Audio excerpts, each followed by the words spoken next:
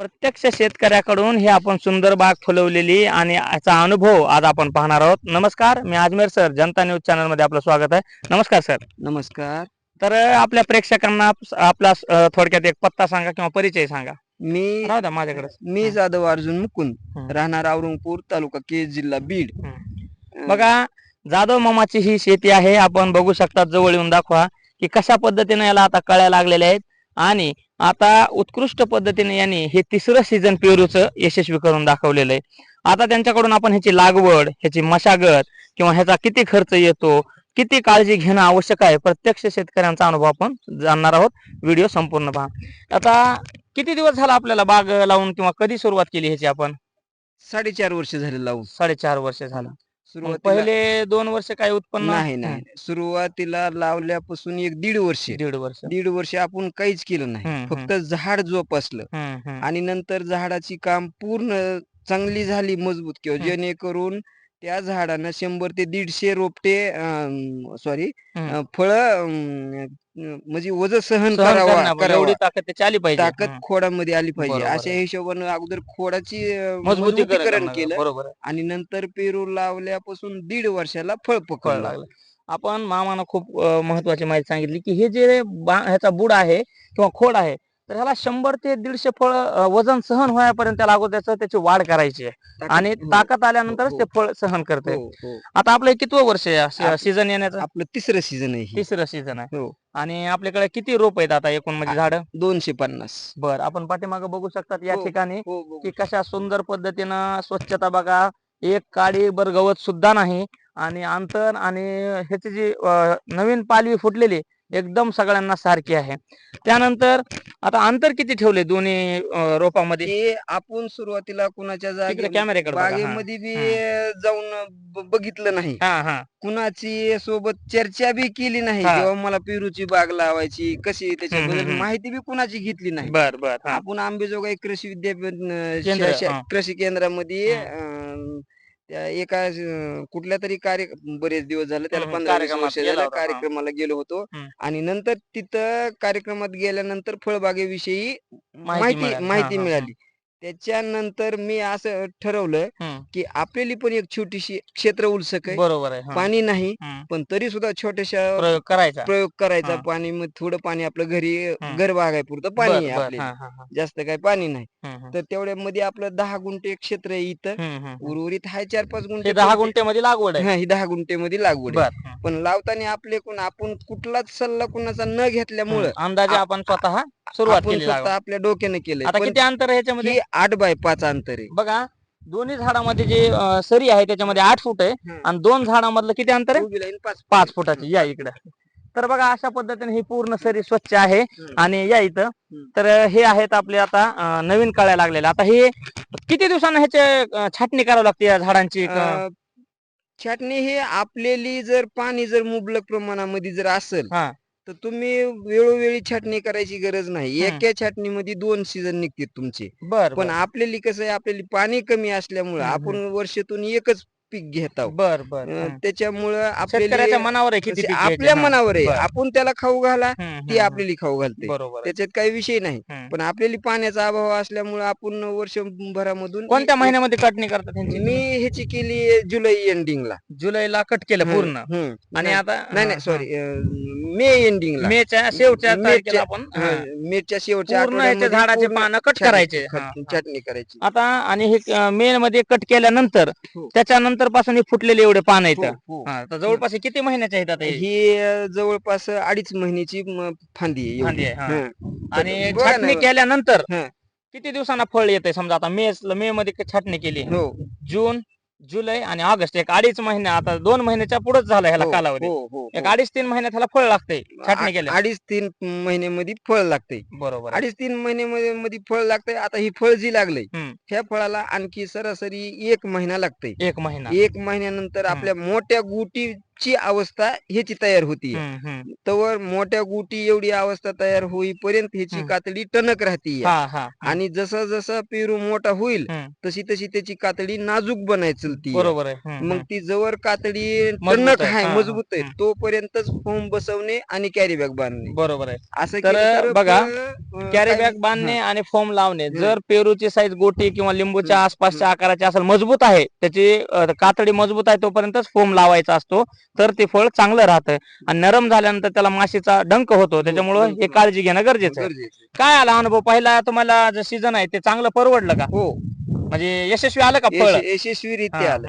मी ह्या शेतामध्ये गहू किंवा ज्वारी, हा सोयाबीन हा सोयाबीन पेरायचं आंतरपीक, सुरुवातीला हा. नाही आंतरपीक तर घेतलंच नाही ह्याच्यामध्ये. मी हम्म. कुठलंच आंतरपीक घेत नाही. बर, हा हा. आंतरपीक जर घेतलं तर त्याचं अन्नद्रव्य ह्या झाडाचं ती पीक खाऊन बरोबर घेत. आहे. हो, ह्याचा जे अन्न पुरवठा ह्याला पोषक मुबलक आहार होणार आहे मिळत नाही ते त्याला. मिळत हा, नाही. बरोबर आहे. म्हणून आता बघा ना, 3दा हात कोळपेनं कुळपिलंय. हातकोळपेनच हात बघा. एकदा ट्रॅक्टरनं हा. रुटर केलं सुरुवातीला हा हा उन्हाळ्यामध्ये, हा. आणि नंतर सायकलचं हात ढकलायचं हो, कोळप. ढकलायचा कोळप. आता सोयाबीन मध्ये कोळप ढकलीत होतो बर वरी. बर, चालतंय. मग ही 3दा आतापर्यंत हात कोळपणी कोळपेनं, केलेली आहे.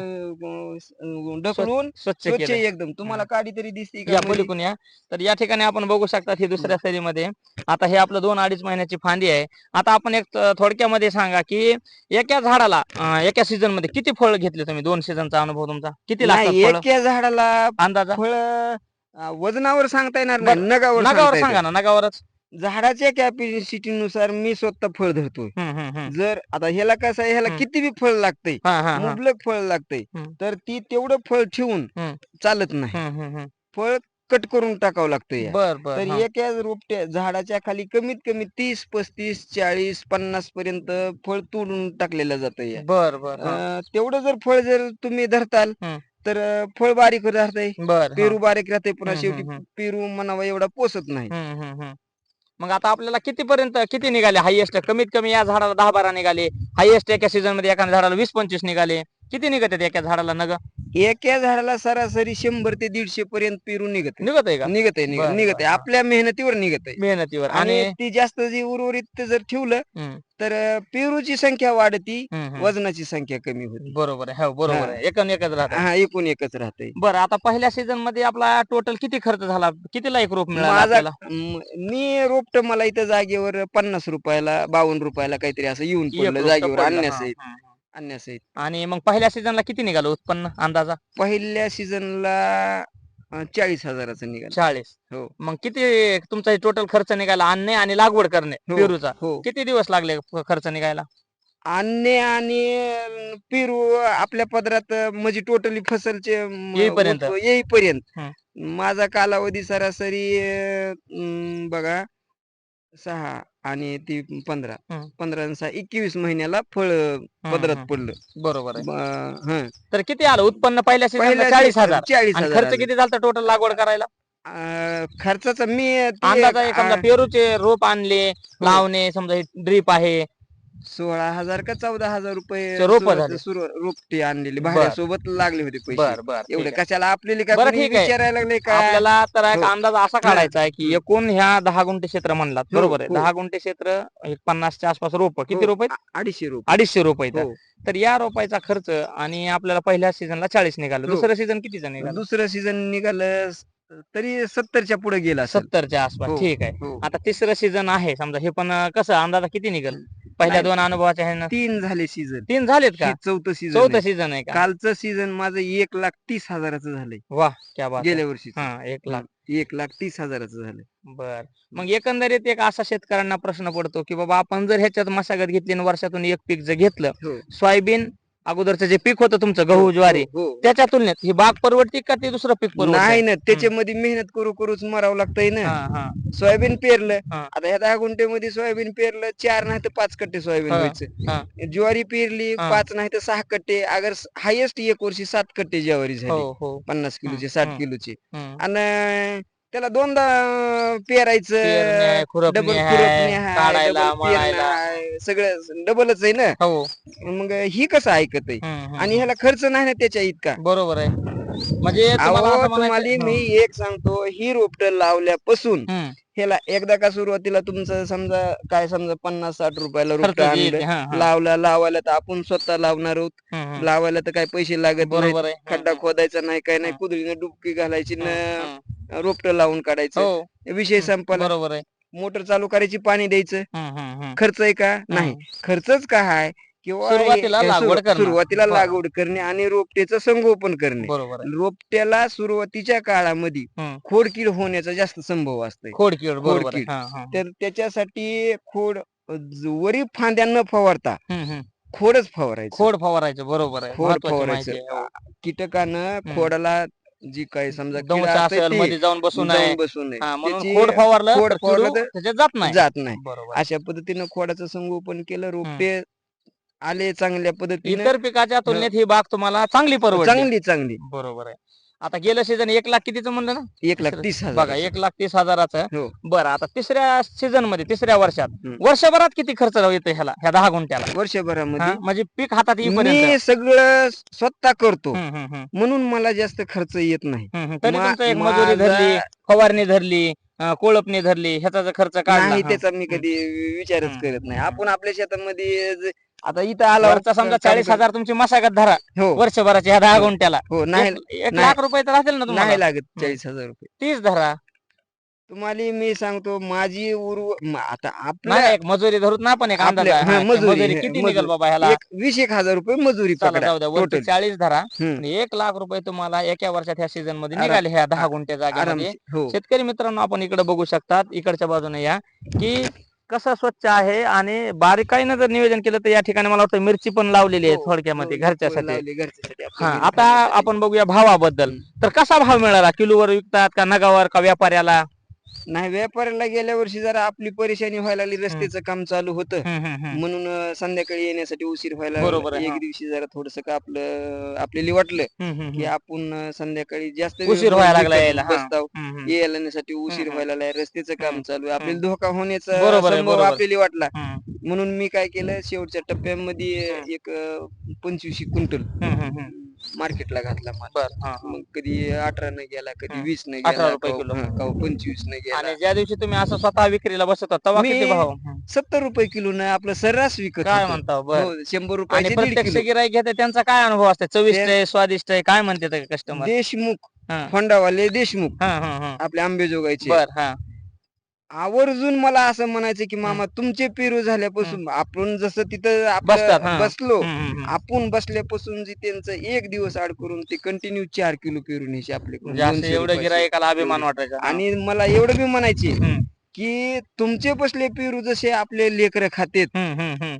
तसे दुसरीकडचे कुठलेच खात नाहीत. बरोबर आहे. म्हणजे चविष्ट आणि चविष्ट. विश्वास एकदा हो, त्यांना हो, संपादन हो. झाला हं. की माणूस दुरून येतो न्यायला. दुरून तुम्ही बघतच होता हो, ना. हो. मी पण पाहत होतो दररोज जी तुमचा आपले स्वतः. जी हं. माणसं जी आहेत कंटिन्यू मधले हं, हं. ही म्हणजे येतच होते. हं. येतच होते, हं. आपल्यापाशी थांबत होते, हं, हं, हं. प्रेमानं आपल्याला या 2 इकडं. गोष्टी हं. बोलत होते. सावलीला या. हं. तर बघा मित्रांनो 10 गुंठ्याचं क्षेत्र आहे, 250 रोप इथं हो. आणि अगोदर सोयाबीन आणि ज्वारी असं पीक घेणारा शेतकरी एका दिवशी कृषी विज्ञान केंद्रात जाऊन माहिती घेतो आणि असं स्वतः अभिमानानं हे एवढी मोठी बाग फुलवतो. तर एकदा आपण माहिती घेऊ शकतो आणि प्रत्यक्ष शेतकऱ्यांकडे जो अनुभव असतो ते असं मोबाईलवर किंवा इकडं माहिती मिळू शकत नाही. प्रत्यक्ष पाहण्यामध्ये अनुभव वेगळा राहतो. तर काय वाटतं दुसऱ्या शेतकऱ्यांनी अशा बागाकडे वळलं पाहिजे का? आता कसं आहे, मोप आपल्याला वाटतंय हं. की प्रत्येकानं बाग करावी, हं, हं, हं. पण प्रत्येकालाच ह्या गोष्टीची आकलन शक्ती येत नाही. हं, हं, हं. माहिती सांगणारे माणसं चुकीची बी माहिती बरोबर सांगतात. आहे. हं, हं. ही माझा अनुभव आहे. बरोबर आहे. आपण हं. जर कुठंतरी आपुलकीने नात्याने हं. जर गेला हं, हं. किंवा तुम्ही काय करायला लागला, हं, तुम्ही हं. काल काय औषध दिले, ह्याला हं, हं, फवारले, हं, हं. काय फवारलंय, हं, हं. किंवा तुम्ही ह्याची छाटणी कधी करणार आहोत, हं, हं. ह्याला पेरू मोठा फुगवण्यासाठी काय देताव. हं, हं, आता हं. ही मी विचारतोय म्हणजे मी फक्त त्यांचं काढून घेण्यासाठी हो, विचारतो. हो. मी शेती रासायनिक पद्धतीनं कुठलंच काही करीत नाही. बर बर. हां. माझं सगळं ऑर्गॅनिक पद्धतीची ऑर्गॅनिक. शेती. हां. तर सेंद्रिय बघा शेती. तुम्हाला शेणखत पडलेलं दिसेल हो आहे, रानामध्ये शेणखत सगळं. आहे, सगळं शेणखत आहे. हो. मी ह्याला रासायनिक खत कुठलाच घालत नाही. काय म्हणता हो? हो, हं. कुठलाच घालत नाही. चला हं. उकंडा बघायला हं, हं, हं. 10 फुटाचा खड्डा आहे. बर. आणि पूर्ण ही जी पेरूची बाग आहे सेंद्रिय पद्धतीने सगळं विकसित केलेली आहे. टोटली सेंद्रिय हं, हं, पद्धतीने. हं. जोपर्यंत ह्याच म्हणजे ह्याला फळ लागत नाही तोपर्यंत फक्त रोगरनं 2 अगर 3 फवारण्या करायच्या. बर हा 2 फवारण्या बुडाला आळीसाठी एक, हा, आळीसाठी एक फवारणी एकदा का करायची. आळीमध्ये जर घुसली शिरली की झाड तर खराब झाड झालं. निकामी होत. बरोबर आहे. मी तुम्हाला दाखवतो नंतर पुन्हा आपलं हे झाल्यानंतर 3-4 झाडाला आळी घुसली होती पेरू झाड. अक्षरशः त्याची अवस्था खुंटल्यासारखी आहे. बरोबर आहे. म्हणजे ह्या फांद्या बी एवढ्या नाहीत. आता एका सीझन मध्ये कितीदा फवारावं लागतं हे झाड? सरासरी 3 ते 4 वेळा 3 ते 4. 3-4 आणि वेळा. खत वगैरे तुम्ही फक्त ह्याच देता, विकत नाही, फक्त शेणखत? रासायनिक खतच नाही. फक्त तुम्ही शेणखत. चला ना टोटली ते शेतामध्ये काय बघा. दिसायला लागले ना, सगळं एकदम स्वच्छ, शेणखतच सगळं आहे. शेणखतच आहे. शेणखत टाकलं आणि तोडणी विक्री स्वतःच तुम्ही स्वतः करता. स्वतः स्वतः स्वतः करतो. व्यापाऱ्याला दिल्यामुळे कमी भाव मिळाला हा, आणि हा, स्वतः विकल्यामुळे जास्त भाव मिळाला. जास्त मिळाला. हो. ठीक आहे. आणि आता पाण्याचं कसं आहे, किती दिवसानं पाणी देतात त्याला? आता ह्याला तुम्हाला मी सांगतो जवळपास बघा मार्च, फेब्रुवारी एंडिंग पासून ह्याला कसलंच पाणी नाही. फेब्रुवारी मार्च, एंडिंग एप्रिल, पासून मे, ह्याला जून, कसलं जुलै. हो 2-4 महिने. कसलं 4 कसं जास्त व्हायला लागलंय. 6 महिन्याचा कालावधी 6 व्हायला लागलाय महिन्याचं. हो. जवळपास. कसलंच पाणी नाही. बोरचं पाणी गेल्या वर्षी एवढा पाऊस काळ झाला पण तेवढ्याच पद्धतीनं पाणी सुद्धा लवकर गेलं. हो. पाणी निघायला लागलं 500 लिटर दिवसभराचं. बोरचं पाणी चालू केलं की 2 टप्प्यामध्ये 500 लिटरचं एक बॅलर भरायला लागलं. मग जनावरे इथं 2 घरचं या. मग पाणी ह्याला कुठलं येतच नाही ना पाणी. येऊन उन्हाळ्यात फक्त एकदा घास जीवन ठेवण्यासाठी एकदा घास बेसविला. जनावरांसाठी घास आणि जर लागते. समजा एखाद्या शेतकऱ्यानं 2 पिकं घेतले हो. तर त्याला किती महिन्याला छाटणी केल्यापासून 2-3 महिन्याला फळ लागत आहे? म्हणजे हो. वर्षातून 2 सीझन काढू शकतो तो. काढू शकतो. बरोबर. इथं कडबाने बोरी सर्वची झालं ना, त्यांची बाग बरं. गेली ना आता. हो. संपला माल संपला त्यांचा. बर हो, 5 ते 6 दिवसापूर्वी त्यांचा माल संपला. आणि एक पेरू आता बरेच शेतकरी म्हणतात हायएस्ट किती ग्राम पासून किती ग्रामचा होतोय मोठा हायएस्ट? तुमचा किती झाला अनुभव?